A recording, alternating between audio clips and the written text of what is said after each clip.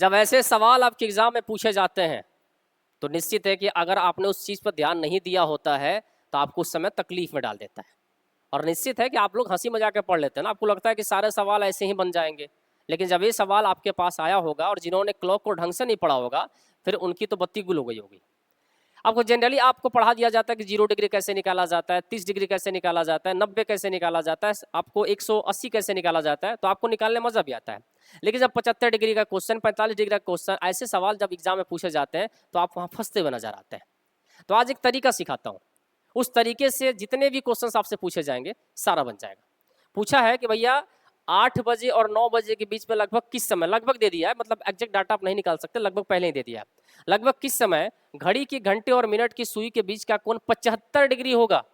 Generally हम सीखते हैं 0 डिग्री, 90 डिग्री, 180 डिग्री, यहाँ पूछा 75 डिग्री। तो सुनो करना क्या है, देखो जब 90 डिग्री का क्वेश्चन सॉल्व करना होता है ना तब ऐसे करते हैं +-3।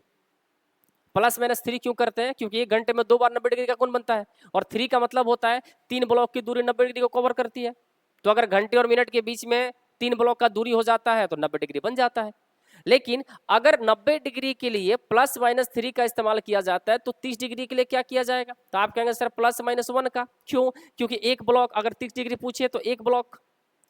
तो आप क्या करना, इसी से सारा आंसर निकलता है। जब 30 डिग्री के लिए +-1 तो 1 डिग्री के लिए +-1/30, यही काम करना होता है। यानी आपका फोकस इस पर रहना चाहिए। आपको मैंने एक मान दे दिया, 1 यूनिट का मान, कि 1 डिग्री का जब कोण निकालना होगा तो +-1/30 कर देना। अब आप कहेंगे बताइए सर यहाँ 75 डिग्री का निकालना है तो क्या करें, तो देखो क्या करना, तो जब 75 डिग्री का निकालना होगा तो क्या करना, +-1/30 तो पहले से था ही 1 यूनिट का मान, यहाँ 75 से गुना कर देना, इसको काटना, 15 दूनी 30 और 15 पचे 75, यानी +-5/2 आपका वैल्यू आ जाएगा। इसी वैल्यू से सारे क्वेश्चन सॉल्व हो जाएंगे, ध्यान रखिएगा। अब आइए तरीका क्या है, तरीका यह है कि भैया प्रारंभिक समय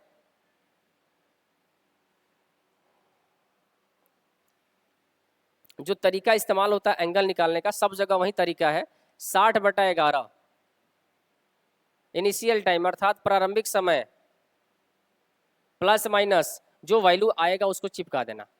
अब ये क्योंकि 75 डिग्री पूछा है तो ये वाला वैल्यू डाले हैं, अगर 90 डिग्री पूछता तो +-3 लिखते, अगर 30 डिग्री का क्वेश्चन पूछता तो +-1 लिखते, अगर 60 डिग्री का क्वेश्चन पूछता तो +-2 लिखते, बस वही काम करना है।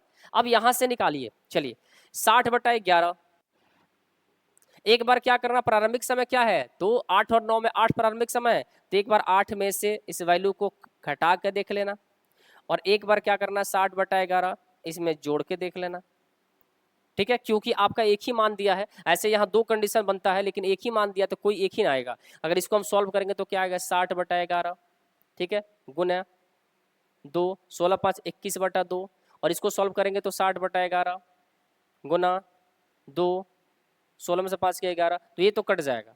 तो एक तो आ गया कि 8:30 पर एक कंडीशन बन जाएगा, यानी एक टाइम आया कि 8:30 पर इनका जो कंडीशन होगा 75 डिग्री का होगा, कंफर्म है, क्लियर है। लेकिन ये ऑप्शन में दिया नहीं है, इसका मतलब ये वाला कैलकुलेशन आपको करना होगा। कैलकुलेशन करिए, चलिए निकालते हैं, 60 60 60 60 60 60, ये हो जाएगा 60 और 120, अर्थात आपका हो जाएगा 1260।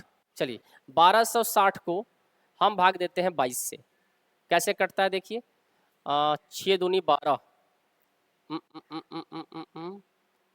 क्या कुछ गलत हो रहा है, कैलकुलेशन में क्या कोई गलती हो रही है, यहाँ मिला लिया जाए, इसको मिटा देते हैं, इसको आप समझ लिए होंगे, इसको मिटा के कर लेते हैं। चलिए कैलकुलेशन में क्या करना था हमें, तो कैलकुलेशन में करना था सिंपल भाई कि 2 8 दूनी 16 और 5 21/2, ठीक है, काटने के मन करे तो आप काट भी सकते हैं, इसको 30 से काट दीजिए, कट जाएगा, ठीक है, और इसको गुना कर दीजिए, 31 से 63 630, और 630 को आप 11 से भाग दे दीजिए, 11 पच्चे 55 हो जाएगा, 13 में से 5 गया 8 80 हो जाएगा, 11 7 77 हो जाएगा, यानी 57, लगभग 8:57 आपका क्या हो जाएगा, आंसर हो जाएगा। तो ऐसे सवाल जब भी आपकी परीक्षा में पूछा जाए तो 1 डिग्री का जो मान है +-1/30 रख के, और जो डिग्री पूछे उसका वैल्यू वहाँ चिपकाते जाइए, आपका आंसर बनता जाएगा।